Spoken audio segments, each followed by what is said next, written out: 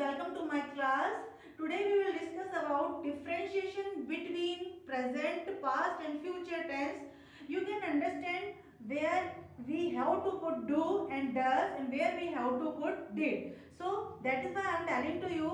आज हम इस चीज को लेकर के चलते हैं कि जो कंपैरिजन करते समय आपको कंफ्यूजन होता है कि टेंस पढ़ लिया लेकिन फिर भी कभी कभी इतना कंफ्यूजन हो जाता है कि डिड कहाँ लिखना है, वॉज कहाँ लिखना है, वर कहाँ लिखना है, डू कहाँ लिखना है। तो उसको मैं सबको एक ही वीडियो में कवर करूंगी तो आपको कंपैरिजन करते हैं बहुत अच्छे से बनता है। आई होप गाइज आपको ये वीडियो बहुत पसंद आएगा और समझने में बहुत अच्छा बहुत तेजी से समझ में आएगा। ठीक है, तो मैं ये बताना चाह रही कि टेंस तो आपको ऑलरेडी पता है कि 3 टेंस होते हैं, प्रेजेंट, पास्ट और फ्यूचर, है ना।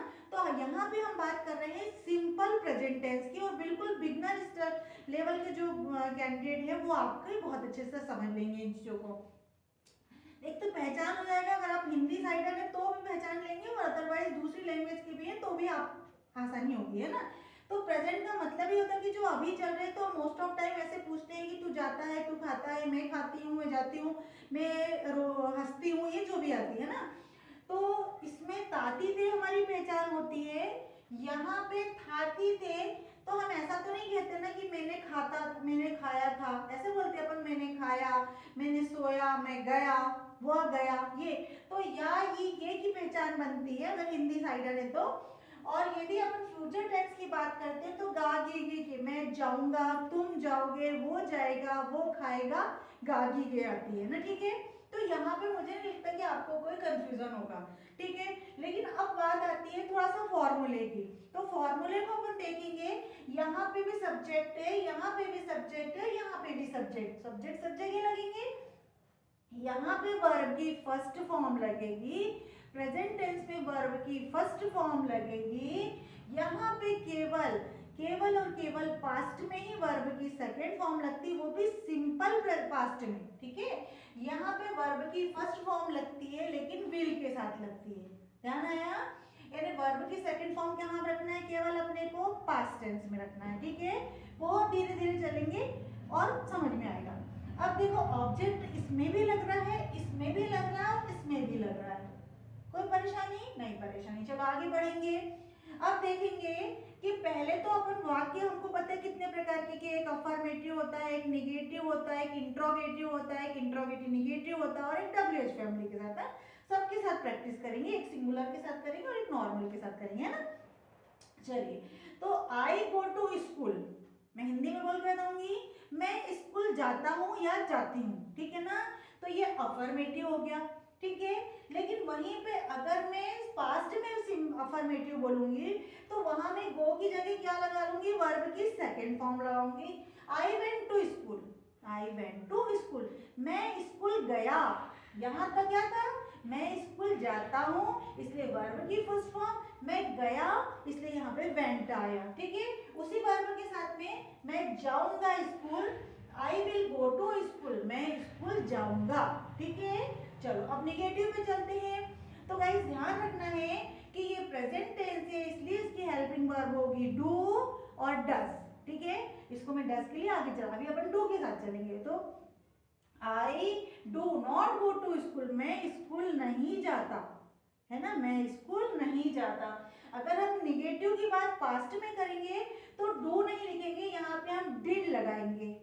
आई did not go to school, बहुत धीरे धीरे चलेंगे। I did not go to school, मैं स्कूल नहीं गया, मैं स्कूल नहीं गया। यहाँ था जाता, मैं नहीं जाता, यहाँ में गया नहीं मतलब पहले ही नहीं गया, जाता मतलब रोज नहीं जाता वाली बात हो गई।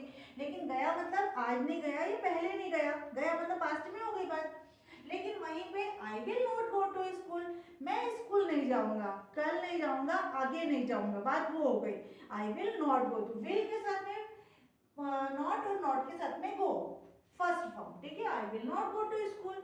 अगर हम इंट्रोगेटिव बात करेंगे, क्या हम प्रश्न पूछते हैं ना ऐसे कि क्या तुम जाओगे, क्या तुम जाते हो, क्या तुम गए, तब ऐसी कंडीशन में एक चीज नोट करने वाली बात और है कि यहाँ पे आपने डिड लगाया था तो वर्ब की फर्स्ट फॉर्म लगा दी थी, ठीक है ना।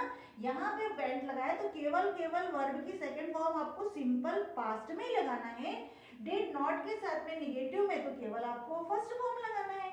चलो आगे बढ़ जाएंगे। अब इंट्रोगेटिव की बात करते हैं। तो प्रेजेंट की हेल्पिंग वर्ब है डू, पास्ट की हेल्पिंग वर्ब है डिड और फ्यूचर की हेल्पिंग वर्ब है विल। तो मैंने बहुत बार बताया कि जब यस और नो में आपको आंसर पूछना हो तो केवल और केवल हेल्पिंग वर्ब को सामने ले आएंगे और यस और नो का आंसर हो जाएगा। देखिए कैसे, do I go to school, क्या मैं स्कूल जाता हूँ। तो वहां पे गाइस कंफ्यूज मत हो कि हमें क्या बोला है, मतलब यहाँ पे व्हाट आएगा, व्हाट नहीं आएगा। यहाँ पे क्या मैं स्कूल जाता हूँ, तो मतलब आपने हेल्पिंग वर्ब को सामने लगा दिया। जाता हूँ मतलब ता है यहाँ पे फिर आया जाता हूँ। वहीं पे यदि हम पास्ट की बात करेंगे तो डिड हमारी हेल्पिंग वर्ब थी, तो did I go to school गए, क्या मैं स्कूल गया, यहाँ था जाता हूँ, क्या मैं जाता हूँ, यहाँ आया क्या मैं गया स्कूल गया, ठीक है, यहाँ पे भी डिड लगाए। यहाँ पे हेल्पिंग वर्ब है विल, तो will I go to school, क्या मैं स्कूल जाऊंगा, कहीं पे भी व्हाट नहीं लगा है, लेकिन सेंस निकल रहा है कि क्या मैं जाऊंगा, क्या मैं जाता हूँ, क्या मैं गया, ठीक है। यहाँ तक कि कोई कंफ्यूजन मुझे नहीं लगता कि आपको होगा, है ना। चलिए, लेकिन अब इंट्रोगेटिव के साथ में इंट्रोगेटिव निगेटिव, क्या मैं नहीं जाता हूँ, क्या मैं नहीं गया, क्या मैं नहीं जाऊंगा, ये भी तो होता है, उसको भी देख लेते हैं यहाँ पर। तो do I not go to school, क्या मैं स्कूल नहीं जाता, क्या अभी भी मैंने व्हाट नहीं लगाया है, यहाँ पे केवल हेल्पिंग वर्ब सामने लगा दी। चले आगे, did I not go to school, क्या मैं स्कूल नहीं गया, यहाँ पे इंट्रोगेटिव है, देखो इंट्रोगेटिव निगेटिव आ गया। चलो यहाँ पे भी देखेंगे, will I not go to school, क्या मैं स्कूल नहीं जाऊंगा, मतलब कल नहीं जाऊंगा, फ्यूचर में नहीं जाऊंगा, ठीक है।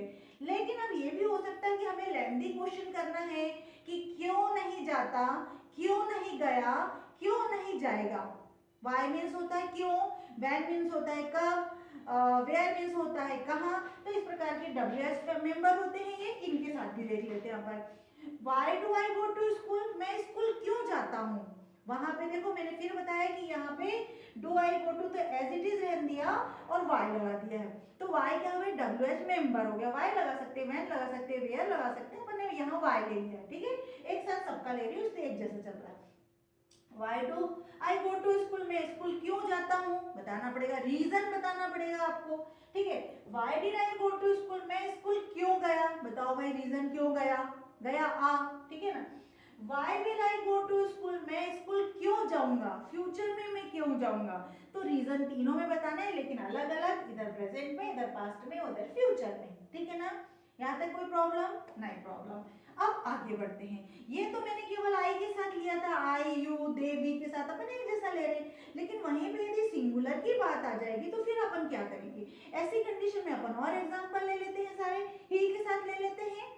ही गोज टू स्कूल, बस यही कंफ्यूज होता है बंदा, क्योंकि देखो यहाँ अपन ने गो लिखा है, यहाँ पे अब ही शी और इट ये सिंगुलर है, किसी का नाम सिंगुलर है, इसीलिए अपने डायरेक्ट गो टू ना लगा करके क्या लगाया, गोज टू लगाया। ही गोज टू स्कूल, ठीक है, goes to school, he goes to school, क्यों, क्योंकि ये काय में था, सिंपल प्रेजेंट टेंस में था। लेकिन वहीं पे यदि हम पास्ट टेंस की बात कर रहे हैं, सिंपल पास्ट की, तो वहाँ ही वेंट टू स्कूल, वहां पे कोई कंफ्यूजन नहीं है, वहां वेंट यहाँ पे भी आया था तो ही के साथ भी वेंट आएगा, पास्ट में सेकंड फॉर्म ही आएगी, भले हम डेट के लिए फिर सिंगुलर कर लेंगे। लेकिन यहाँ पे देखेंगे he will go to school, तो यहाँ पे भी कोई चेंज नहीं करना है, विल गो टू स्कूल आएगा। मतलब कहाँ पे केवल चेंज करना है आपको, केवल और केवल प्रेजेंट टेंस में चेंज करना है, इसके अलावा आपको कहीं भी चेंज नहीं करना है, ठीक है। चले, he goes to school, he went to school, he will go to school, वो स्कूल जाएगा, ठीक है ना। he does not, देखो goes का था तो इसलिए निगेटिव में मैंने बताया था कि हेल्पिंग वर्ब आपकी does हो जाती है।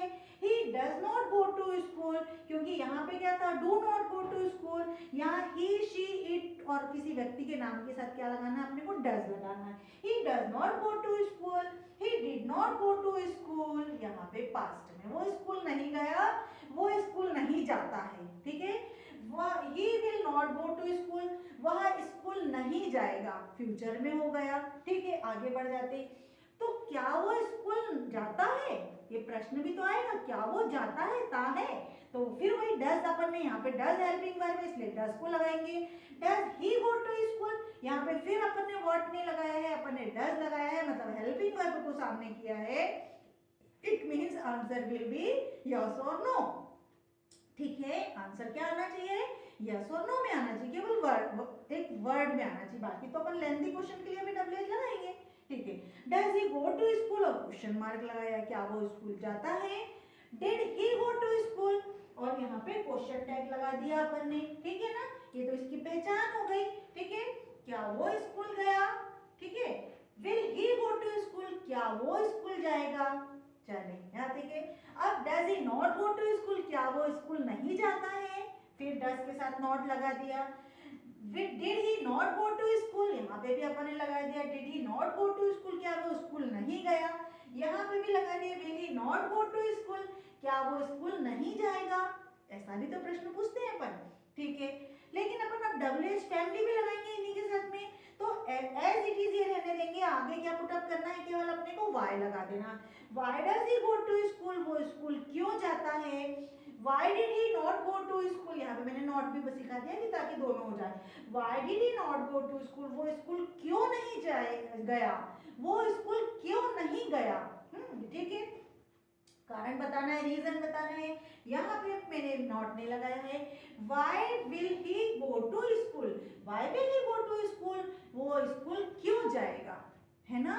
तो ये कंपैरिजन है आपके लिए इजी, और मुझे लगता है गाइस हर दिन में ऐसे डिफरेंट टाइप के वीडियो लाऊंगी और आपका कंपैरिजन दूर कर दूंगी, डिफरेंशिएशन बताऊंगी कि क्यों इसमें कंपेयर करके पढ़ना आसान होता है, ताकि हम टेंसेस को बहुत अच्छे से समझ सके और अपनी डेली रूटीन में ला सके। कहीं हमें विल की जगह डिड नहीं लगाना पड़े, डिड की जगह डू नहीं लगाना पड़े।